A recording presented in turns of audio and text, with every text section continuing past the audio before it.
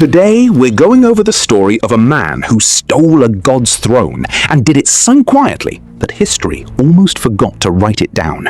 It's around 1080 BC, and inside the great temple of Khonsu at Karnak in Upper Egypt, stone carvers are chiseling a name into the temple wall. The name is sitting inside a royal cartouche, an oval loop that for 15 unbroken centuries had been reserved for exactly one type of person: a pharaoh.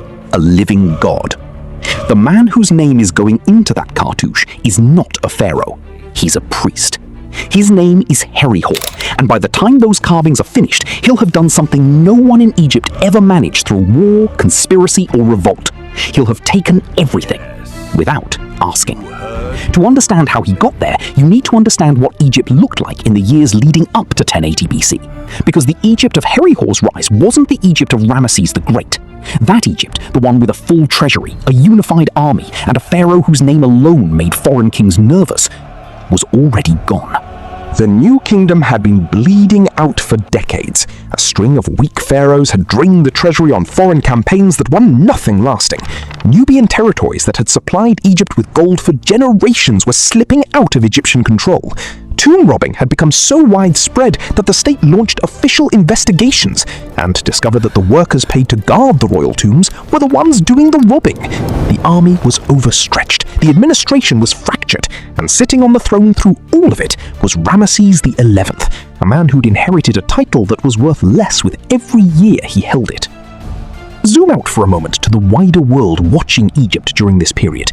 The Weneman Report, an actual surviving papyrus from this exact era, documents what happened when Egypt sent an envoy named Weneman to the Phoenician city of Byblos to collect cedar timber for a sacred boat.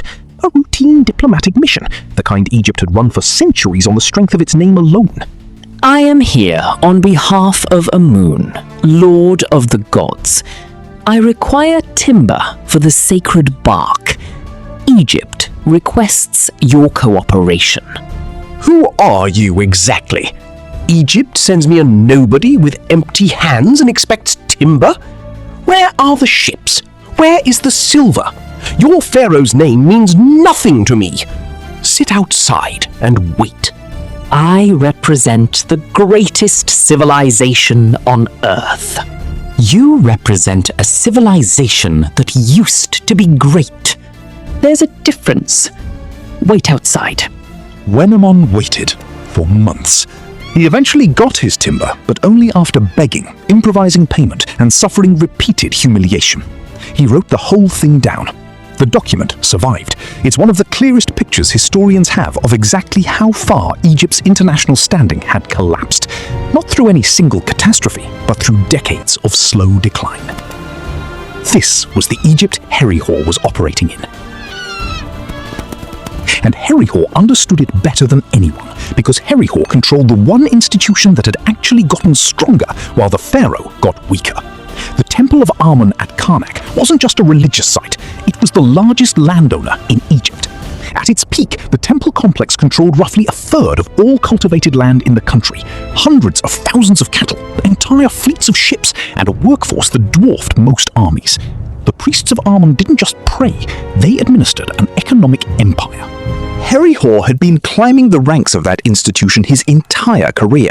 By the time Ramesses XI was struggling to hold the country together, Herihor had accumulated 3 titles that had never before been held by a single man at the same time. High Priest of Amun, making him the supreme religious authority in Egypt. Viceroy of Kush, giving him administrative control over Nubia and its resources. And Commander of the Army, putting every soldier in southern Egypt under his direct order. The pharaoh technically still outranked him.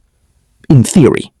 But Herihor controlled the religion, he controlled the military, he controlled the wealthiest territory in the country, he collected the taxes, commanded the troops, and spoke for the gods. Ramesses XI controlled the title. That's all he had left. What Herihor did next is what makes this story genuinely strange. He didn't march on the palace, he didn't arrest the pharaoh, he didn't even make a public announcement. He just walked into the temple of Khonsu at Karnak and had his name carved into royal cartouches on the wall. He began using the epithets of a pharaoh in official inscriptions. He had himself depicted in temple reliefs wearing the double crown, the combined crown of Upper and Lower Egypt that was the most recognizable symbol of pharaonic authority on Earth. Ramesses XI was still alive in the north, still calling himself Pharaoh, still technically the ruler of Egypt. Nobody stopped Herihor. Nobody even officially protested. The records from this period are so sparse that historians still debate exactly what the relationship between the two men looked like in practice. What the archaeology shows is simple and devastating. A priest carved a pharaoh's symbols onto a temple wall, and the pharaoh did nothing, because there was nothing he could do. Egypt didn't fall in a single moment. It split in two, quietly, without a battle, without a declaration, without a single drop of blood. Ramesses XI held the north, the delta, the old capital at Ramesses.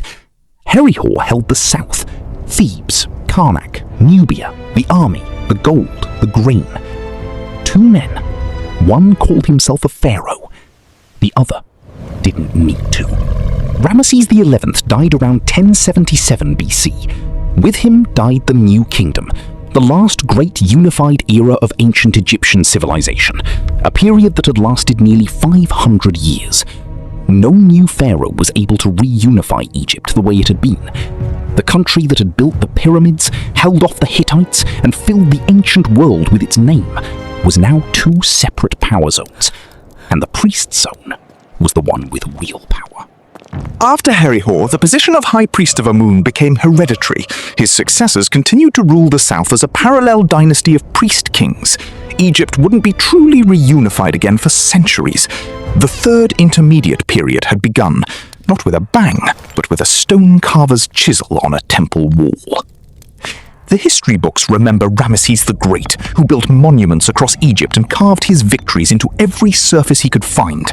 Herihor carved his name into one wall of one temple and walked away with the country. He never called himself Pharaoh. He didn't need the word. He had everything the word was supposed to mean. Go figure. There's something genuinely unsettling about how Herihor did it, the patience of it, the silence of it. No army, no blood, no moment of open defiance. Just a man who understood that power doesn't always announce itself. Sometimes it just fills the space left behind by a god who forgot to act like one. If this story stayed with you, drop a comment below. I read every single one. Before you go, the story of the Great Emu War is the perfect next watch. You need to see it.